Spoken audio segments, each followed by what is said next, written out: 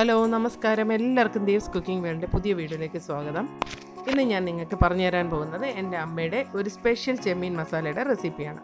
അപ്പോൾ ഇത് ഉണ്ടാക്കി നോക്കിയാൽ എന്നെപ്പോലെ തന്നെ നിങ്ങൾ ഇതിൻ്റെ ഫാനായി മാറും, നോ ഡൗട്ട്. അത്രയ്ക്ക് ഇൻക്രെഡിബിൾ ആയിട്ടുള്ളൊരു ടേസ്റ്റാണ്. വീഡിയോ കാണുന്നതിന് മുന്നേ എൻ്റെ ചാനൽ നിങ്ങൾക്ക് ഇഷ്ടപ്പെടുകയാണെങ്കിൽ ഒന്ന് സബ്സ്ക്രൈബ് ചെയ്തേക്കണേ. തൊട്ടടുത്ത് കാണുന്ന ബെല്ലൈക്കൺ കൂടെ പ്രസ് ചെയ്യാൻ മറന്നുകൊണ്ട് ബെല്ലൈക്കൺ പ്രസ് ചെയ്യുമ്പോൾ പുതിയ വീഡിയോസിൻ്റെ നോട്ടിഫിക്കേഷൻ കിട്ടും. അപ്പോൾ നമുക്ക് താമസിക്കേണ്ട വീഡിയോ കണ്ടാലോ.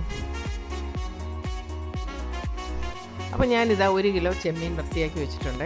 ഇതിനെ നമുക്കൊന്ന് മാരിനേറ്റ് ചെയ്ത് വെക്കണം. അതിനുവേണ്ടി ഞാനൊരു 2 ടേബിൾ സ്പൂൺ കാശ്മീരി ചില്ലി പൗഡറാണ് ഇട്ട് കൊടുക്കുന്നത്. സാധാരണ മുളക് പൊടിയായാലും കുഴപ്പമൊന്നുമില്ല. ഇനി ഞാൻ 1 ടേബിൾ സ്പൂണോളം മല്ലിപ്പൊടി ഇട്ട് കൊടുക്കുന്നുണ്ട്. ഇതിൻ്റെ കണക്ക് കൃത്യമായിട്ട് നോക്കി ചെയ്യുക. പിന്നെ 1 ടീസ്പൂൺ മഞ്ഞൾപ്പൊടി, നമുക്ക് കുറച്ച് കളർ കിട്ടാനായിട്ട് ആവശ്യത്തിന് ഉപ്പും കൂടെ ആഡ് ചെയ്യാം. എല്ലാം കൂടെ ചേർത്തിട്ട് ഞാൻ 1 ടീസ്പൂൺ കുരുമുളക് പൊടിയോടെ ആഡ് ചെയ്യുന്നുണ്ട്. എനിക്ക് നാരങ്ങ നീര് കിട്ടാത്തതുകൊണ്ട് ഞാൻ 1 ടേബിൾ സ്പൂൺ തൈരാണ് ആഡ് ചെയ്തത്. നാരങ്ങ നീരുണ്ടെങ്കിൽ 1 ടേബിൾ സ്പൂൺ നാരങ്ങ നീര് ആഡ് ചെയ്ത് കൊടുക്കാം കേട്ടോ. അപ്പോൾ ഇതെല്ലാം കൂടെ ചേർത്ത് നന്നായിട്ടൊന്ന് മാരിനേറ്റ് ചെയ്ത് വെക്കുക.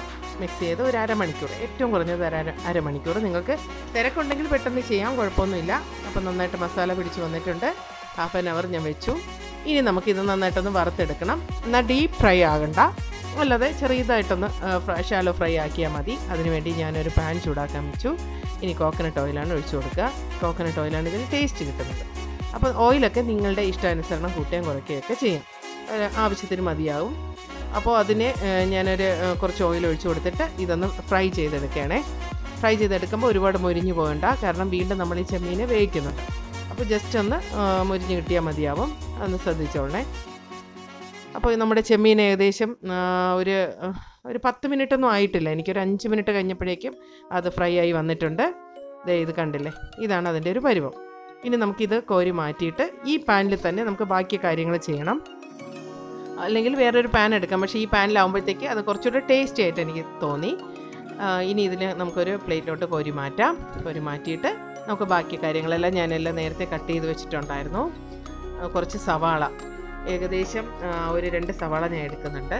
അപ്പോൾ നമുക്ക് ഇനി കുറച്ച് ഓയിലൂടെ ഒഴിച്ചു കൊടുക്കാം കേട്ടോ. ഓയിൽ ഒഴിച്ചു കൊടുത്താലേ ആ സവാള ഒന്ന് വാടി കിട്ടുകയുള്ളൂ.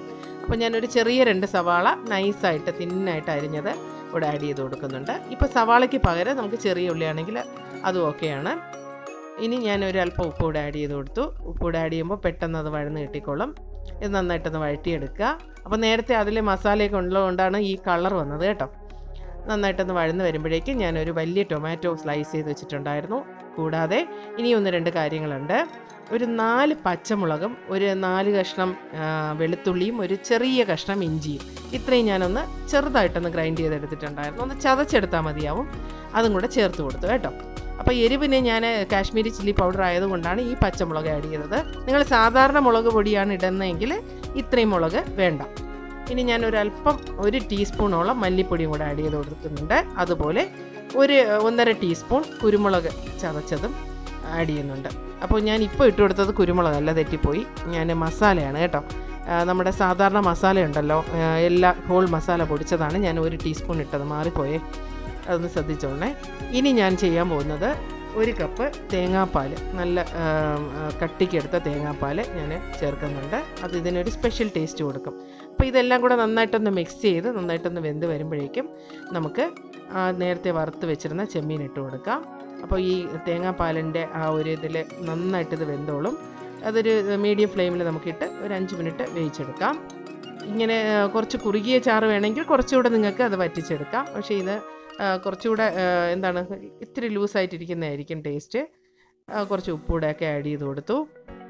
ഇനി നമുക്ക് ഒന്ന് അടച്ച് വെച്ച് ആ ഒരു ചെറു തീയിൽ ഒരു 5-6 മിനിറ്റ് ഒന്ന് വേവിച്ചെടുക്കാം. അപ്പോൾ ഇത് മസാല ഇങ്ങനെ റെഡിയായി വരുമ്പോഴേക്കും നല്ലൊരു ഫ്ലേവറൊക്കെ വരും കേട്ടോ. ഇനി ഇതിൻ്റെ കൂട്ടത്തിൽ നമുക്ക് വേണമെങ്കിൽ കറിവേപ്പില, മല്ലിയില, അതുപോലെ പുതിനയില, ഇത് 3ഉം ഞാനിത് 3ഉം ആഡ് ചെയ്യുന്നുണ്ട്. നിങ്ങൾക്ക് ഇതിൻ്റെ ഫ്ലേവർ ഏത് ഇഷ്ടമില്ലെന്ന് വെച്ചാൽ അതങ്ങ് അവോയ്ഡ് ചെയ്യാം.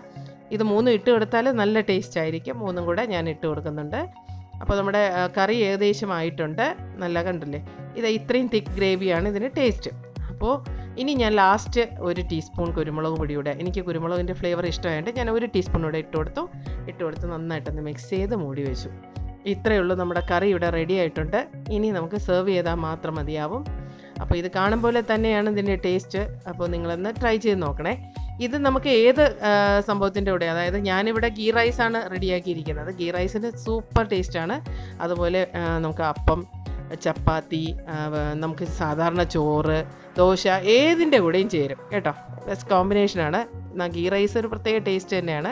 നിങ്ങൾ ഈ കാണുന്ന പോലെ തന്നെയാണ് അതിൻ്റെ ടേസ്റ്റ്. അപ്പോൾ എല്ലാവരും ഒന്ന് ട്രൈ ചെയ്ത് നോക്കണേ. ട്രൈ ചെയ്ത് നോക്കിയിട്ട് ഇഷ്ടമാകുന്നുണ്ടെങ്കിൽ തീർച്ചയായിട്ടും എൻ്റെ ഫീഡ്ബാക്സ് ഒക്കെ ഒന്ന് തരിക.